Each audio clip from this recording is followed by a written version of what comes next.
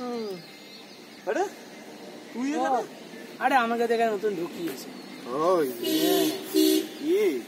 আরে ওই যে তোদের এখানে থাকে না। আরে এই তো। আরে আরে নমস্কার। নমস্কার স্যার। নমস্কার।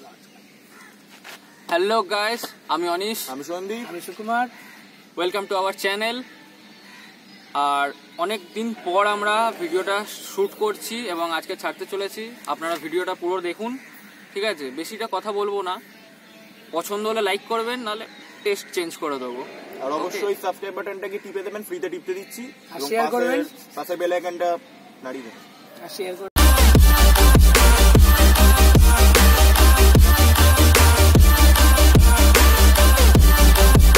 আজকের আমার topic friendship QnA short question. তার একটাই কারণ, এই 3 মাস আমরা চ্যানেলে কোনো ভিডিও আনতে পারিনি, তার একটা কারণ ছিল। তো সেই 3 মাস অনেক ফ্রেন্ড আমাকে আমার ব্যাপারে অনেক প্রশ্ন করেছে আমাকে, তো সবার তো আর প্রশ্ন অ্যান্সার দেওয়া পসিবল নয়। তো সেখান থেকে আমরা 10 জনকে চুজ করেছি, তো তাদেরকে আজকে আমরা প্রশ্নের উত্তর দেবো। ফ্রেন্ড ফার্স্ট যে আমাকে প্রশ্ন করেছে আমার বন্ধুদের মধ্যে, তো তার নাম শ্রেয়সী অধিকারী। আমার ভালো বন্ধু হয়, আমাদের খুব ভালো বন্ধু হয়। তো যে প্রশ্নটা করেছে, ফার্স্ট প্রশ্ন, সকাল সকাল দেখেই আমার কি সুন্দরটা লাগছে। তো প্রশ্নটা করেছে, এখনো পর্যন্ত কটা জিএফ পটিয়েছিস? 1 মিনিট, তোর জন্য ভালো। মা জিজ্ঞেস করছে এখনো পর্যন্ত কটা জিএফ পটিয়েছিস, কি বলবো? বারণ করছে বল। কটা পটিয়েছিস ভাই? ভাই একটাও পটাইনি ভাই, মা বারণ করছে। তুই দেখ, তুই কাকিমাকে জিজ্ঞেস কর, বলতে বারণ করছে আমাকে। দেখ বলুক না কাকিমা, আরে কি আছে বলবি একটু। দেখ ভাই, বলতে বারণ করছে।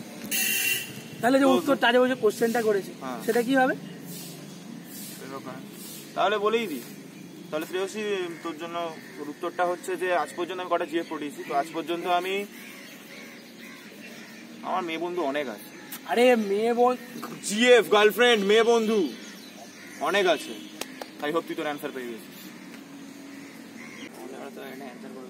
স্টার্ট করছি। হ্যাঁ, স্টার্ট। 3, 2, 1। তো আমাদের সেকেন্ড প্রশ্ন আমাদের বন্ধু করেছে, তো অরূপ কুমার বক্সি।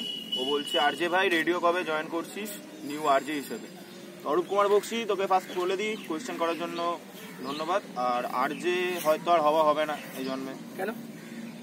অপরচুনিটি এসেছিল, বাট নিজের দোষে হারালাম, বাড়ির প্রবলেম, ইউনো ওটাই।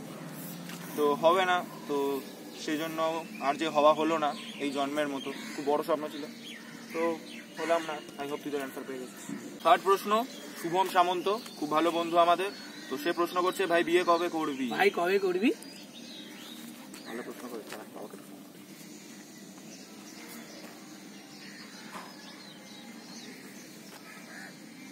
হ্যাঁ হ্যালো বাবা। হ্যাঁ, আমাকে একটা বন্ধু প্রশ্ন করেছে, ভাই বিয়ে কবে করবি? খুব ইন্টারেস্টিং প্রশ্ন বাবা, একটু বলো কবে বিয়ে করো। না না, হ্যালো হ্যালো, কেটে দিস।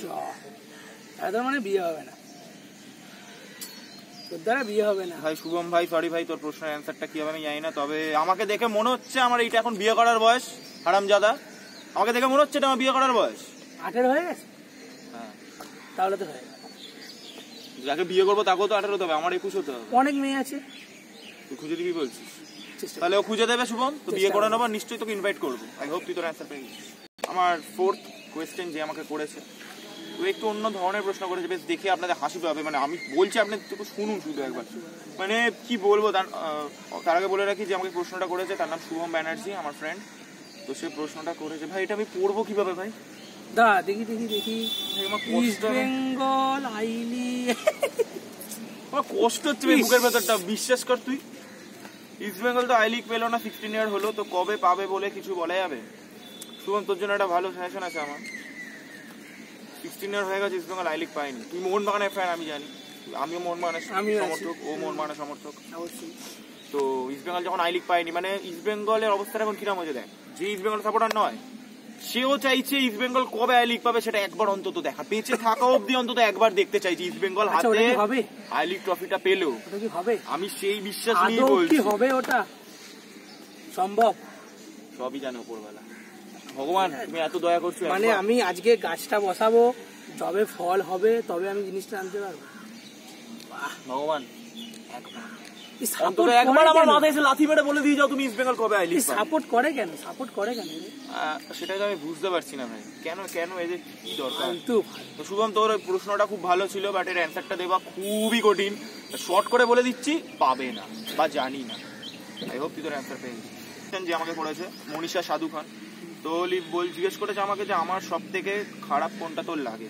কে ভাই? ও ইয়েস, কে ভাই এটা?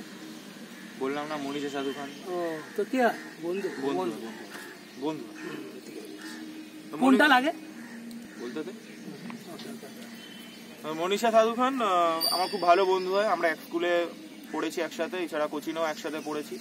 তো ফার্স্ট অফ অল তোর যে জিনিসটা আমার সবচেয়ে খারাপ লাগে সেটা হচ্ছে তুই মজাটাকে অনেক সময় মজার মতো নিস না, ছোটো ছোটো কারণে খুব রেগে যাস, খচে যাস, জিনিসটা আমার একদমই ভালো লাগে না।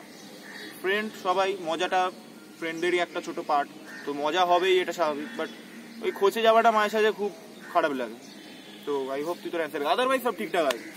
তো আই হোপ তুই তোর অ্যান্সার পেয়ে গেছিস। ফ্রেন্ডস, আমাদের 6 নম্বর প্রশ্ন আমাকে যে করেছে, তো তার নাম হচ্ছে মাখন লাল সরকার, মানে মাখন লাল নয়, মাখন লাল সরকার, মাখনটা লাল না মাখনটা লাল নয়। তো প্রশ্ন করেছে, আচ্ছা তুমি তো এখনো অতটা ফেমাস হওনি, যদি ইন ফিউচার ফেমাস হও, তোমাকে কোনো বিদেশি মেয়ে প্রপোজ করলে তো কি করবে? কি করবে? ভালো একটা প্রশ্ন করেছে ভাই, আমাকে বিদেশি মেয়ে প্রপোজ করবে, তাও আবার ফেমাস হলে। আচ্ছা ভাই, কে মাখনলাল সরকার? হ্যাঁ আমার ফ্রেন্ড। যাই হোক, আমি যদি ইন ফিউচার ফেমাস হই, যদি আমাকে লোকে চেনে, যদি কোনো বিদেশি মেয়ে প্রপোজ করে, সবার ফার্স্ট ওই বিদেশি মেয়ের কাছ থেকেই মাখন এনে তোকে আমি খাওয়াবো। কাকে? মানে কোথায় লিখে দিলাম? সরকার। হ্যাঁ, ওর মাখন আমি ওকেই এনে খাওয়াবো, তোকে আমি লিখে দিলাম ভাই। আর থ্যাংক ইউ ভাই প্রশ্নটা করার জন্য। মানে বিদেশি মেয়ে প্রপোজ করবে আমাকে, মানে ভেবেই কেমন একটা লাগছে ভাই। আমারও ভাই লাগছে। তো আর ওকে মাখন এলে খাওয়াবি, খরচা কি উত্তর দেবো, মানে এটাই যে যদি কেউ প্রপোজ করে তাহলে কি করবো আর, তার কাছ থেকে মাখন এলে তুমি খাওয়া না টিকটকে একটা 15 সেকেন্ডের ভিডিও করবো, ল্যাংটো নাচ হবে পুরো। বাহ, ঠিক আছে, ছোট করে হাতটা। আই হোপ তুমি তোমার অ্যান্সার পেয়ে গেছো। 7 নম্বর প্রশ্ন যে আমাকে করেছে মীর, তার নাম অবশ্যই। মির্জা কোশ্চেন করেছি না ভাই, এটা আমার বন্ধু ভাই, সাদাবুদ্দিন মীর। তাহলে তো আচ্ছা, যাই হোক, সাদাবুদ্দিন মীর তো আমাকে প্রশ্ন করেছে তোমার প্যাশন বা ড্রিম কি? কি ভাই? তো ফার্স্ট কথা বলে রাখি, আমার ড্রিম হচ্ছে আরজে হওয়া, মানে আরজে মানে রেডিও জকি যাকে বলি আমরা, সেখানে কাজ করার খুব ইচ্ছে ছিল আমার একটা সময়। 98.3 FM সানডে সাসপেন্স, সবাই হয়তো শোনে 12টা থেকে হয়, যাই হোক রোববার করে, ওটা করার আমার সবচেয়ে বড় স্বপ্ন ছিল। আমার কাছে অপরচুনিটিও এসেছিল, বাট হলো না সেটা। যাই হোক, আর প্যাশন হচ্ছে মেয়ে পটানো। বাহ, প্লিজ ক্যামেরাম্যান হাততালি, হাততালি, thank you thank you thank you. I hope তুমি তোমার অ্যান্সার পেয়ে গেছো। যে আমাকে করেছে তার নাম সৌরিক ভৌমিক, আমার এসবি ফ্রেন্ড, বাট খুব ভালো ফ্রেন্ড। তো আমাকে প্রশ্ন করেছে তোর মতে বেস্ট ক্রিকেটার কে? কি ভাই? যদি বলি তাহলে ফার্স্ট সবার প্রথম হচ্ছে আমাদের দাদা সৌরভ গাঙ্গুলি, অসাধারণ লাগে ভাই, ওটা কি সুন্দর লাগে ভাই, তুমি কি বলবো। তারপরে হচ্ছে মহেন্দ্র সিং ধোনি, আর যদি এখন জিজ্ঞেস করতে চাও তাহলে বিরাট কোহলি। এই তিনজনকে আমার খুব ভালো লাগে। আচ্ছা, এবারে ইন্ডিয়া ওয়ার্ল্ড কাপ পাবে তো? ওটা টিম আছে ভাই, পেলেও পেতে পারে না। তুমি আশা করছো? হ্যাঁ আমি আশা করছি, অবশ্যই ভারতে থেকে, ভারতকে অবশ্যই সাপোর্ট তো অবশ্যই। ছোট করে হাততালি, ছোট করে ক্যামেরাম্যান হাততালি, থ্যাংক ইউ। আই হোপ তুই তোর অ্যান্সার পেয়েছিস। প্রশ্নটা আমাদের কাছে এসছে, আমাকে যেটা মেনলি করেছে, বাট এটা শুধুমাত্র আমার একার জন্য নয়, কোহলি সেন যে প্রশ্নটা করেছে। কোহলি সেন? হ্যাঁ কোহলি সেন। তো সেই প্রশ্নটা খুব ইন্টারেস্টিং একটা প্রশ্ন, তো শুনুন কি প্রশ্ন করেছে। কোহলি কোশ্চেন করেছে, হঠাৎ করে ইউটিউব চ্যানেল খোলার ইচ্ছে কিভাবে হলো আর কিসের দ্বারা অনুপ্রাণিত হয়ে ইউটিউব চ্যানেল খোলা হয়েছে? প্রথম কথা ফার্স্টে বলে রাখি, কোহলিকে এই প্রশ্নটার জন্য খুব ভালো প্রশ্ন করেছিস একটা, ধন্যবাদ। হ্যাঁ, আমাদের এই কোশ্চেনটা করার জন্য ধন্যবাদ। আর প্রথম কথা যেটা হচ্ছে, আমার এই দুজন বন্ধুদের এবং আমাদের কাস্টিং টিম আছে, তো আমাদের এই পুরো এদেরকে আমি টেনেছিলাম, এক জায়গায় এনেছি আমি। তো আমার প্রথম থকটা যেটা ছিল, মেন যেটা ব্যাপারটা, আমি ছোটবেলা থেকে ভিডিওস দেখতাম ইউটিউবে, যেরকম সন্দীপ মাহেশ্বরী, ভুবন বাম, তারপরে আরও বড় বড় ইউটিউবার আছে অনেকে। তো আমি মেনলি এদের দুজনের ভিডিও দেখতাম ইউটিউবে। তো এদের ভিডিও দেখতে দেখতে খুব ভালো লাগলো। তারপর নতুন দেখলাম আমার যে এখন নিউ কামার্সদের মধ্যে বেস্ট ফেভারিট দ্য বিস্ট বয় সব, তো ওর গেমিং ভিডিওস, ওর সোশ্যাল ভিডিওস, তারপর দ্য বঙ্গাই, তারপরে এই সব ধরনের বড় বড় ইউটিউবদের চ্যানেল দেখে আমি অনুপ্রাণিত হয়েছি। আর দেখলাম সবাই গঙ্গা জলে চান করছে, আমি একটু হাত ধুয়ে নি বন্ধুদের সাথে, তাতে ক্ষতিটা কি? সেটাই। তো আই হোপ তুই তোর অ্যান্সার পেয়ে গেছিস কইলি। আর প্রশ্নটার জন্য খুব খুব ভালো লাগলো, কারণ আদার্স যারা প্রশ্ন করেছে ঠিকঠাক আছে, বাট একটু তোরটা এক একটু আলাদা। টাইপের প্রশ্ন, বাট তোরটা একটু লাইক ডিফারেন্ট, ভালো প্রশ্ন করেছিস, তো থ্যাংক ইউ। FTV ভাই আমাদের লাইকারের সাথে হেটার্স বেড়ে যাচ্ছে কেন? জানি তো ভাই, কেন কেন? কারণ একটাই, কেন মানে যে মানে মেনলি হেটার্সটা বাড়াচ্ছে তার একটাই কারণ, তাকে আমরা কেন আমাদের সাথে দলে নিই। তার ফ্রেন্ডশিপ নয় ভাই, তার পাবলিসিটি দরকার। তো গাইস, যারা যারা ভিডিওটা দেখলে তাদেরকে অসংখ্য ধন্যবাদ। যদি ভিডিওটা ভালো লাগে তাহলে লাইক করো, খারাপ লাগলে ডিসলাইক করো, কমেন্ট সেকশনে লিখে জানাও কেমন লাগলো, এবং অবশ্যই যেটা বললো শেয়ার করো। আর একটা কথা, যারা সাবস্ক্রাইব করেছো তাদেরকে আমি আগেও বলেছি খুব অসংখ্য ধন্যবাদ, এবং যারা করোনি তাদেরকে বলবো নিচে যাও, সাবস্ক্রাইব বাটনটা টিপে দাও, ফ্রিতে টিপতে দিচ্ছি, যাও ভালো করে করো। ভালো করে করো। ও আচ্ছা, সাবস্ক্রাইব বাটন Yes, পাশে যে বেল আইকনটা আছে ওটা ক্লিক করে দাও, করবে। এবং অবশ্যই সাবস্ক্রাইব চাই। নেক্সট ভিডিওতে আবার দেখা হচ্ছে, তো বাই।